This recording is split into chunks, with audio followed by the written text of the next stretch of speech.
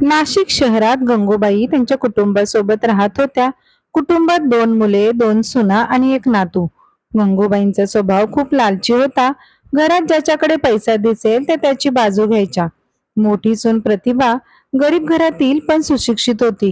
गंगूबाईंना वयोमानामुळे घरात लक्ष द्यायला जमत नव्हते, म्हणून प्रतिभाला त्यांनी नोकरी करू दिली नाही. लहान सून सुचित्रा सदन घरातील होती, म्हणून गंगूबाईंनी तिला नोकरी करण्याची परवानगी दिली. गंगूबाईंना वाटे, घरात काम करणारी सून म्हणजे न थकणारं मशीन, पण काम काहीच केलेलं दिसत नाही. नोकरी करणारी सून म्हणजे पैसे देणारं मशीन, पण खूप थकणारं. गंगूबाई त्यांच्या दोन्ही सुनांना कशा प्रकारे सांभाळून घेतील, की दोघींमध्ये दुजाभाव करून संपूर्ण कुटुंबाची घडी विस्कळीत करतील, हे पाहण्यासाठी संपूर्ण कथा व्हिडिओच्या शेवटपर्यंत पहा आणि कथेला लाईक, शेअर आणि आपल्या श्री समर्थ या चॅनलला सबस्क्राईब करायला विसरू नका. प्रतिभा, तू शाळेतून 8 दिवसांची सुट्टी घे. उद्या आई, अतुल आणि सुचित्रा येणार आहेत. खूप दिवस झालं त्यांना भेटून. शाळेत उभी असलेली प्रतिभा रागाने म्हणाली, आता असं अचानक काय काम काढलं? या लोकांना आता आपली कशी काय आठवण आली? सासूबाई आणि सुचित्रा सगळं विसरले असतील, पण मी विसरले नाही. ते आता कोणत्या तोंडाने येत आहेत आपल्या घरी? सुधीर म्हणाला, अगं असं काय बोलतेस तू? माझी माणसं आहेत ते, आणि ते कधीही कोणत्याही कारणाशिवाय इथे येऊच शकतात. तू तर हे बोलू सुद्धा नकोस. प्रतिभा फोनवरच सुधीरवर रागावू लागली. आई येणार म्हणून सुधीर खुश झाला. प्रतिभा मुलाला घेऊन स्कूटीवरून घरी येण्यासाठी निघाली, पण अजूनही तिच्या मनात त्यांच्याबद्दलचा राग होता. हा प्रश्न तिच्या मनात वारंवार येत होता, की हे लोक आता का येत आहेत? हे लोक त्या गोष्टी कशा विसरू शकतात? स्कूटी चालवताना प्रतिभा 4 वर्षापूर्वी घडलेल्या गोष्टींबद्दल विचार करत होती. जुन्या गोष्टी ज्वालामुखी सारख्या उफाळून येत होत्या. अगं प्रतिभा, हे कपडे तू अजूनही धुतले का नाही? पावसाचे दिवस आहेत, कधी सुकतील हे कपडे? प्रतिभा तिच्या सासूला म्हणाली, आई, मी कालपासूनच मशीन चालू करण्याचा प्रयत्न करत आहे, पण ती चालूच होत नाहीये. हे ऐकून सासू रागवल्या आणि म्हणाल्या, काय ग प्रतिभा, तुझ्या हातात कोणतीच वस्तू टिकत नाही का? कसला नाजूकपणा म्हणून नाही तुझ्या अंगात? काल तू 2 कप फोडलेस आणि आता सुचित्राच्या घरून आलेली वॉशिंग मशीन खराब केलीस. सुचित्रामुळेच आपल्याला या घरात एवढा आराम आहे. जा आता, यापुढे चुपचाप कपडे हाताने धु. हे ऐकून सुचित्रालाही राग आला आणि ती म्हणाली, आई, प्रत्येकाकडे इतके कपडे आहेत की ते 2 दिवस कपडे वापरू शकतील. जेव्हा मशीन दुरुस्त होईल तेव्हा त्यात कपडे धुता येतील. गंगूबाई प्रतिभाकडे रागाने पाहू लागल्या आणि म्हणाल्या, काळजीपूर्वक ऐक, तुलाच हे वॉशिंग मशीन दुरुस्त करावे लागेल. मी सुचित्रावर ओझं टाकू शकत नाही. ती आधीच घर खर्चाला पैसे देते. तसंही तुला कुठे कळणार की ऑफिसमध्ये पगारासाठी किती काम करावं लागतं? तुझा नवरा सुधीरही तेवढे पैसे कमवत नाही. हेच दोघे तुमच्या दोघांचा खर्च उचलतात. आज प्रतिभा रागाने म्हणाली, काय हो आई, तुम्ही सुचित्राचं नेहमीच कौतुक करत असता. जर ती बाहेर काम करते तर मी घरी काम करते. तुमच्यामुळेच मी आज घरी आहे, नाहीतर मी पण नोकरी करू शकते. मला दिवसभर माझ्या मुलाची काळजी घ्यावी लागते. जेव्हा तो रडतो तेव्हा कोणीही त्याच्याकडे पाहतही नाही. गंगूबाई प्रतिभावर गुरगुरल्या, वाईट भाषा वापरण्याची गरज नाही. ऑफिसच्या कामासाठी घरकामापेक्षा जास्त मेहनत घ्यावी लागते. संपूर्ण दिवसभर घरात पडून आराम करतेस आणि काही बोलले तर माझे तोंड दिसून येते. जास्तच बोलत आहे. जर स्वयंपाकघर वेगळं केले तर पिठाचे आणि डाळीचे भाव कळतील. मग खात राहा दोघं, भाकरी आणि चटणी. मग बघतेस की तुम्ही कसं खाणार. असं म्हणून ती तिथून निघून गेली आणि प्रतिभाला हाताने कपडे धुवावेच लागले. प्रतिभाला वाटत होतं की यावर काही ना काही नक्कीच उपाय शोधावा लागेल, कारण दररोजच सुचित्राच्या हुंड्यावरून टोमणे ऐकावे लागत होते. रविवारचा दिवस होता. प्रतिभा सुचित्राला म्हणाली की मला बरं वाटत नाहीये, आज तू नाश्ता बनव, मी दुपारचे आणि रात्रीचे जेवण बनवेन. सुचित्रा रागाने म्हणाली, आई, ताईंचे नाटक सुरू झाले. रविवार आल्या की त्या आजारी असल्याचे निमित्त करतात. मला सुद्धा विश्रांतीसाठी एक दिवस हवा असतो. अगं प्रतिभा, तुझ्या जावेला एकच दिवस तर मिळतो आराम करायला. उठ आणि नाश्ता बनव. आई, रविवार बघून ताप येतो का कोणाला? सुचित्राने एक दिवस नाश्ता बनवला तर कुठं बिघडलं? सुचित्राने तिच्या सासूला अनेक गोष्टी ऐकवून दाखवल्या. प्रतिभाताईंना वेगळं राहिल्यावर कळेल की घरात बसून आपोआप पैसे पडत नाहीत, त्यासाठी मेहनत करावी लागते. ते ऐकून प्रतिभा सुद्धा तिच्या खोलीतून लगेचच बाहेर आली आणि सुचित्राला म्हणाली, तू तर खूपच बोलायला लागली. जितकं जेवण आम्ही दोघं खातो तितकं तर माझा नवरा सुद्धा कमवतो. मी तुझ्या तुकड्यावर जगत नाही, जे तू माझं खाणं पिणं काढायला लागलीस. मी तुझी मोठी जाऊ आहे, त्यामुळे माझ्या डोक्यावर बसण्याचा प्रयत्न करू नकोस. हे ऐकून गंगूबाई लगेच प्रतिभाला तिच्या खोलीत घेऊन गेल्या आणि रागाने म्हणाल्या, या घरात खूप सुखसोयी आहेत, त्या माझ्या धाकट्या सुनेमुळेच आहेत. जर हा फ्रीज नसता तर आपल्याला थंड पाणी कुठून मिळणार होतं. तिने एसी आणला. तुझ्या कुटुंबात कोणीही चारचाकी गाडी पाहिली नसेल, पण तिने आणली. तरी सुद्धा तू तिचा आदर करू शकत नाहीस. हे सर्व ऐकून प्रतिभाचे रक्त खवळले. ती लगेचच तिच्या सासूला म्हणाली, आई, जर तिने एसी किंवा फ्रीज आणला असेल तर मी एकटी पाणी पिते का? एसी तर सुचित्राच्या खोलीत बसवलेला आहे, ज्याची हवा आपण घेत नाही, आणि गाडी सुद्धा तीच वापरते. तरीही तुम्ही तिच्या हुंड्यावरून मला असे टोमणे मारत आहात की जणू तिने सर्व हुंडा माझ्यासाठीच आणला आहे आणि मीच त्याचा वापर करत आहे. गंगूबाई रागाने लाल होऊन प्रतिभाला एकटक पाहत होत्या. प्रतिभाचा आवाज आजकाल खूप वाढला होता. आज अचानक नाश्त्याच्या वेळी प्रतिभाने सर्वांसमोर असं काही म्हटलं की सर्वजण डोळे उघडे ठेवून पाहत राहिले. मी ठरवलं आहे, मी नोकरी करेन आणि वेगळी राहीन. गंगूबाई म्हणाल्या, प्रतिभा, तुला कोणत्या प्रकारच्या भूताने पछाडलं आहे? आणि तसंही तुला नोकरी करायला वेळच कुठे आहे? घरची इतकी कामं करावी लागतात. तर प्रतिभा म्हणाली, माझा नवरा कमी पैसे कमावतो, यामुळे मला त्याची साथ द्यायची आहे. आणि तुमचं सुचित्रासोबत चांगलं जमतं, त्यामुळे तुम्ही इथे आरामात राहा. आम्ही इथून जात आहोत, कारण आम्हाला तुम्हा लोकांवर ओझं व्हायचं नाही. सासू रागवली आणि घरात आवाज करू लागली. सुचित्रा म्हणाली, अहो ताई, काय अडचण आहे तुमची? तुम्हाला घरचं काम इतकं ओझं वाटू लागलं की जे तुम्ही वेगळं राहण्याचा निर्णय घेतला आहात. प्रतिभा खूप जिद्दी होती. नवरा सुधीरनेही तिला समजवण्याचा प्रयत्न केला, पण तिने ऐकलं नाही. सुचित्रा तिच्या सासूबाईंना रागाच्या स्वरात म्हणाली, हे बघा आई, मला घरचं काहीच काम करता येत नाही. मी दिवसभर ऑफिसमध्ये काम करून थकते. नोकरी करणं इतकं सोपं नाहीये जे ताई बोलत आहेत. 2 दिवसांनी ते शुद्धीवर येतील आणि तसंही त्यांना कुठलं काम मिळणार आहे? प्रतिभा सुडायला पेटली होती, कारण आज तिच्या अस्तित्वाचा प्रश्न निर्माण झाला होता. सुधीर एकांतात म्हणाला, प्रतिभा, तू घरात काम नाही केलंस तर घर कसं चालेल? आईला सुद्धा जमत नाही वयानुसार. यावर प्रतिभा खूप रागवली आणि म्हणाली, घर काय माझ्या जीवावर चालते का? तू जरा तुझ्या आईला विचार. त्या म्हणतात की मी काहीही करत नाही आणि आपल्या दोघांचे पोट दीर आणि जाऊ भरत आहेत.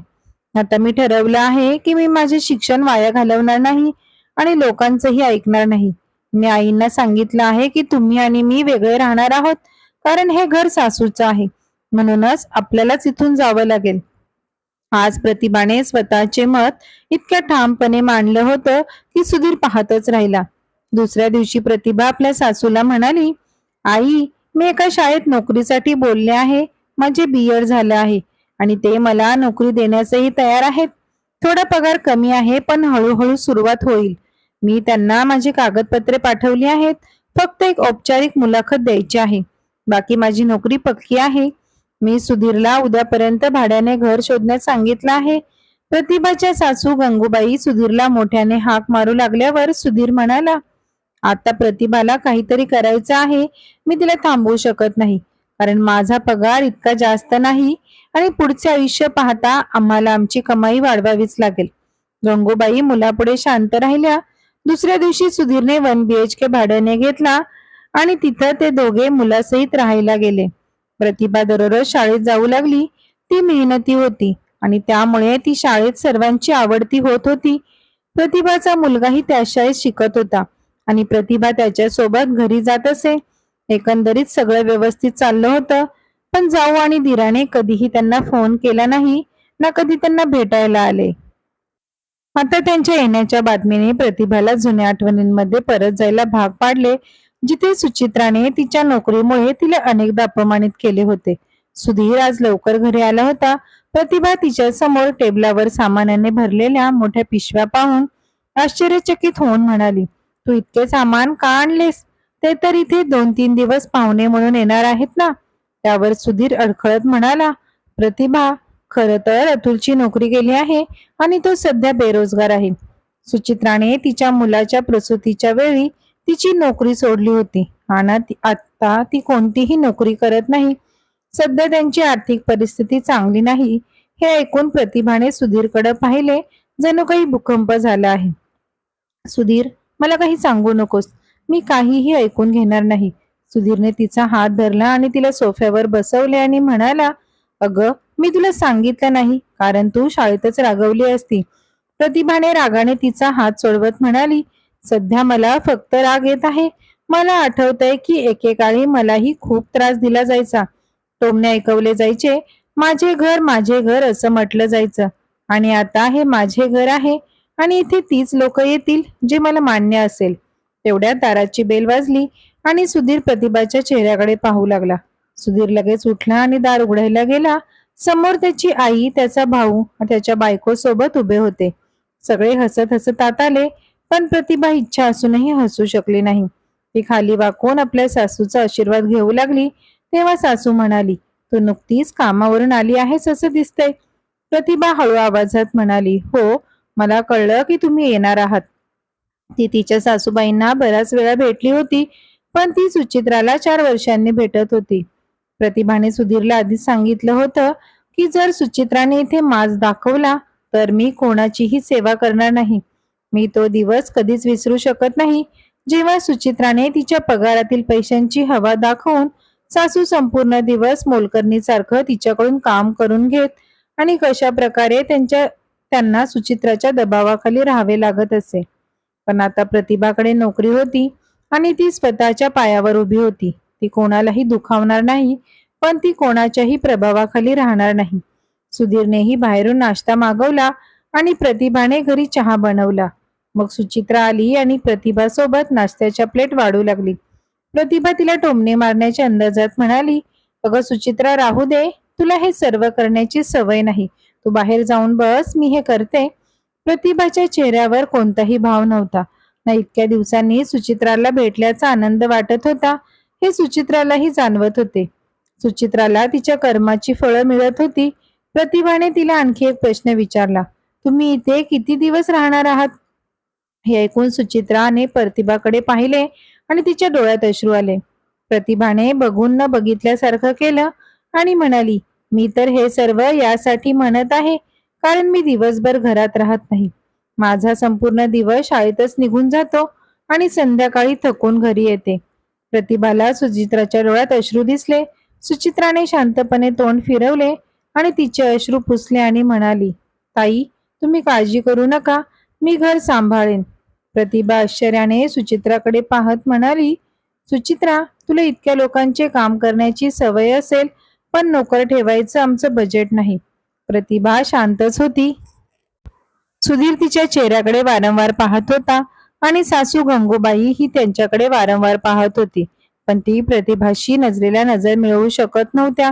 रात्री सुचित्राने स्वयंपाकघराची जबाबदारी घेतली आणि प्रतिभाला आराम करायला सांगितले.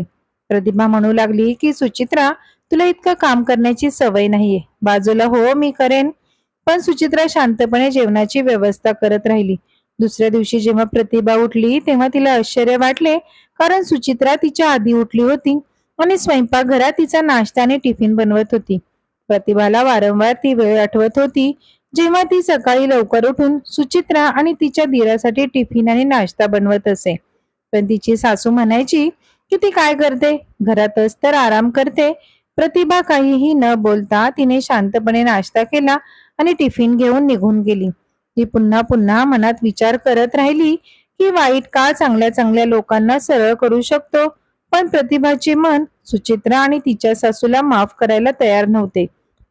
संध्याकाळी घरी आल्यावर प्रतिभाने पाहिलं की सुधीर घरीच आहे. तेव्हा तावातावाने ती सुधीरला ओरडू लागली.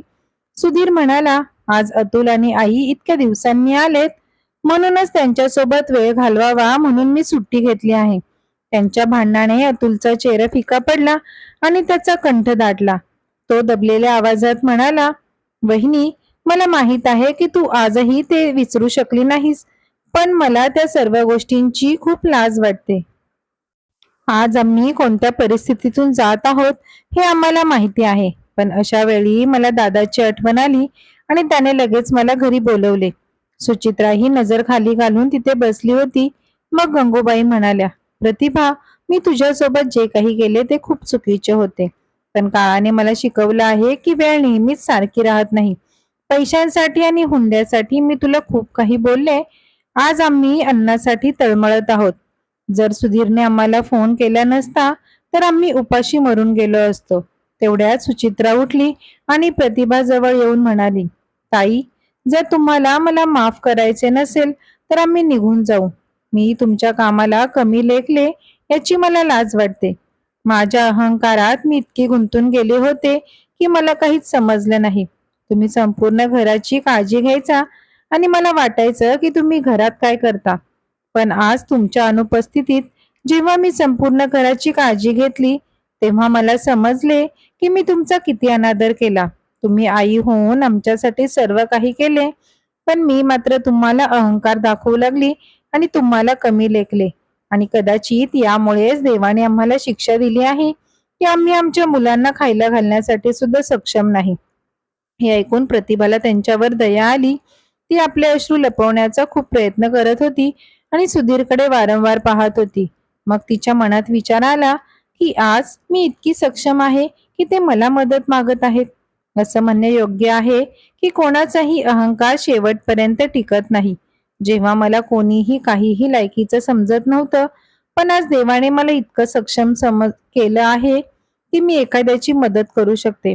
पण त्यावेळेसच जर मी सासूबाईंच्या विरोधात जाऊन निर्णय घेतला नसता तर मी स्वतःच्या पायावर उभी नसती आणि मी काहीही करू शकले नसती व तुमच्यासारखेच दुःख सहन करत बसली असती.